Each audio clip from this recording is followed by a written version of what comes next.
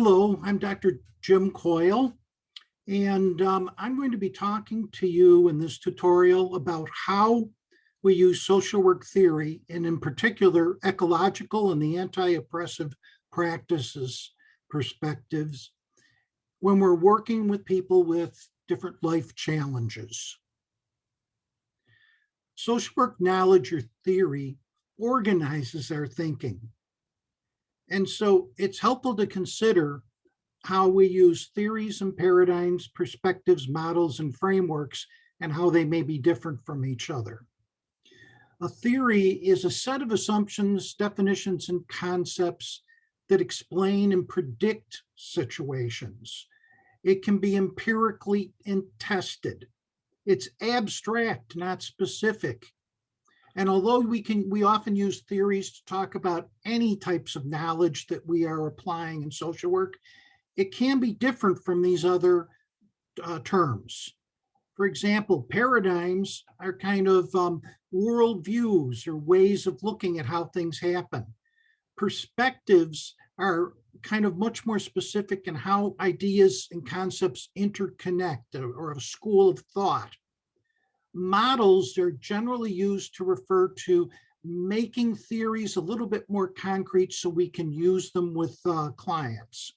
While frameworks tend to kind of be steps or ways of structuring and understanding what's going on in a particular situation or a particular method of intervention.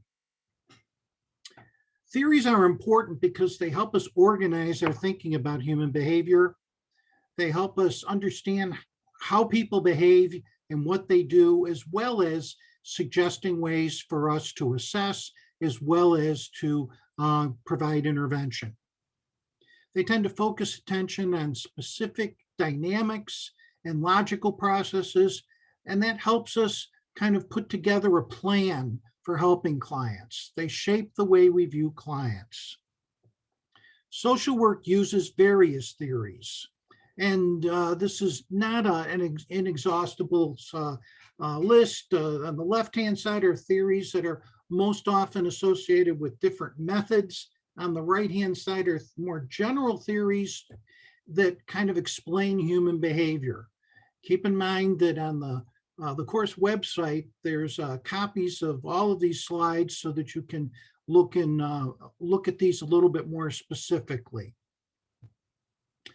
What theories do you tend to use when working with clients? One thing to keep in mind is that when we think about any type of life situation and we begin to analyze it in our own minds, we are going to be using some type of theoretical approach, even if we don't ask ourselves or kind of acknowledge what it is. So the first thing to do is to recognize in yourself, where did that particular way of organizing information come from? We learn about different ways of understanding things, different understanding the worlds, the cognitive development, kind of social development, cognitive behavioral learning theory, and things like that. And we learn about them in many different ways.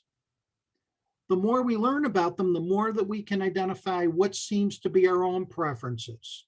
But we also, by learning about these theories, we can decide which theories tend to be most useful in circumstances.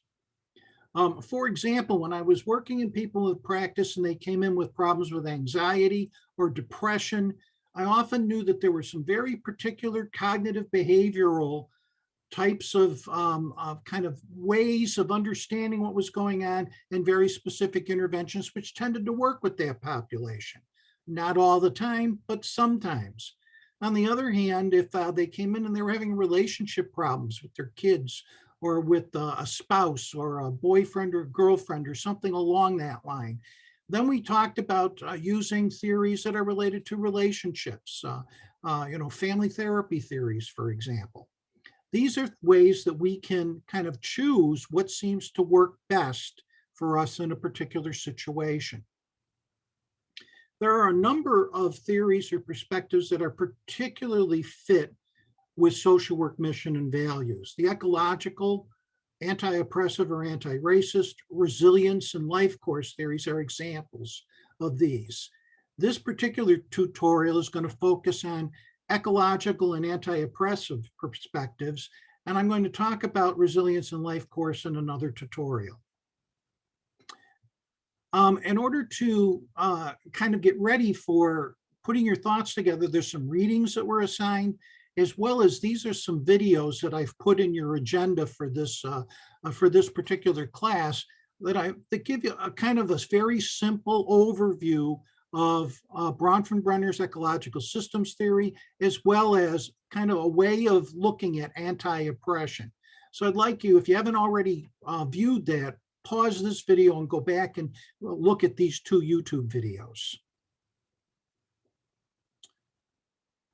I've also, by the way, put the links for the videos in the comments so that, you know, if you are trying to go to the videos, you can go and get the links from the comments. What have you learned about the ecological perspective from the reading in the video? You know, this is a very big thing, and it's mostly about that although most of the time we talk with clients, we're talking about individuals, they are in a context of a lot of other things. So it's the microsystem, the mesosystem, the connection between the people around them, the exosystem, which is indirectly affects them, such as work and school and communities, the macrosystem, which is the outstanding social and cultural values that impact on families, as well as the chronosystem. Things change over time, and we're going to talk more about that because that links with the life course perspective. Consider how you think about the ecological perspective when you're looking at clients, the various different levels that kind of affect clients. Jot down some notes of aspects. I know I'm always asking you to jot things down, but they're to get you to use the ideas that I'm trying to get you to think of. So because we're going to talk about this in another kind of in-class exercise.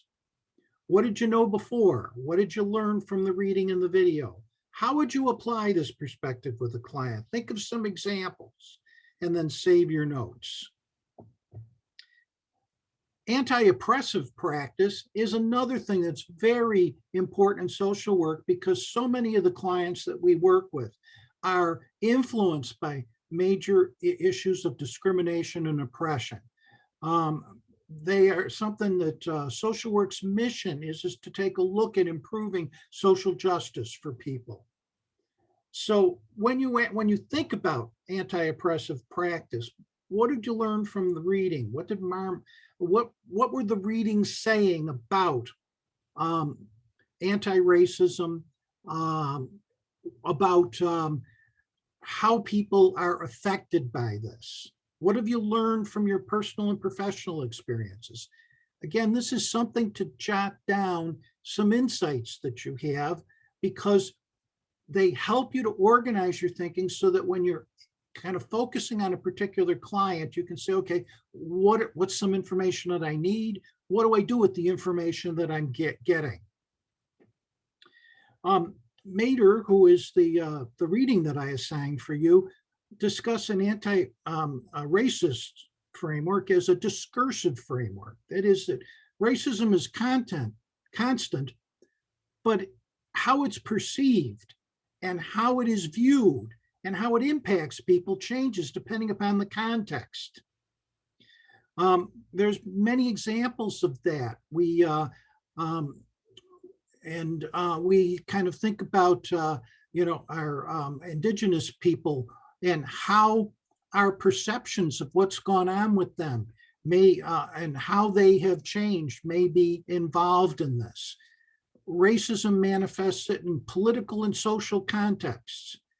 Some of the bigger issues of racism occur because there's institutionalized racism in our way of seeing how normal things happen in our life and in our country, and the kind of the social policies that happen, which often kind of assume that what happens for the majority, the white privilege, is going to be the same experience that happens for people who don't have those experiences. It is experienced differently depending upon historical period. Once again, that's going to link with the life course perspective that we talk about in the next tutorial. Young talks about 5 faces of oppression, and it's helpful to see this, that there's exploitation, where people are not given the pay for their work. Their work, their labor is exploited. And so we see that in terms of sweatshops. We see that in terms of child labor. There's a very big discussion now on about how billionaires are making all kinds of money from corporations, while the people who are working in those corporations are not able to afford to support themselves. Marginalization, which is really kind of not taking people's different experiences into it's where the people in power are saying that my experience is what counts. And we look at this in terms of sometimes people of color, where they don't have the ability to have to be involved. Women in general have been marginalized so that they're not involved in decision making. Powerlessness, this is when people are not given the opportunity to be involved, to make decisions for themselves. Cultural imperialism is when a certain culture has said our way is the best way, and that this is the way it happens for everybody, as I mentioned. And indigenous people and immigrants are sometimes kind of left out from this. Violence is when those in power seek to control other people, the bullying that goes on in terms of this, and the impact of people being violent towards LGBTQ people has been something that is really an aspect of oppression which we really need to address. There's an optional video that I came across that I thought was really well, and it's kind of a short video that talks about oppression and a lot of different things. I'll put the link in the comments so that you can take a look at this if you'd like. Notice that I want you to, again, save your notes, because we're going to talk about how do we use ecological perspective, how do we use an anti-racist or anti-oppressive perspective when we are working with a person who has the situation that Tanya presents. And so we're going to have some small group discussions about that. Once again, I want you to consider, all I'm trying to do in these tutorials is to link what you've read, the videos that you've watched, and some points that we are focusing on in this course, and kind of bringing them together. It's the beginning of a thought process for you, where you can say, okay, how do I take this knowledge that I learned from reading and viewing a video, and how do I actually put it in operation and apply it, which can happen during class examples. So consider what you've learned, take down notes, bring in questions to class, to your colleagues and your small group discussions, as well as to me, so that we can talk about this and learn from this.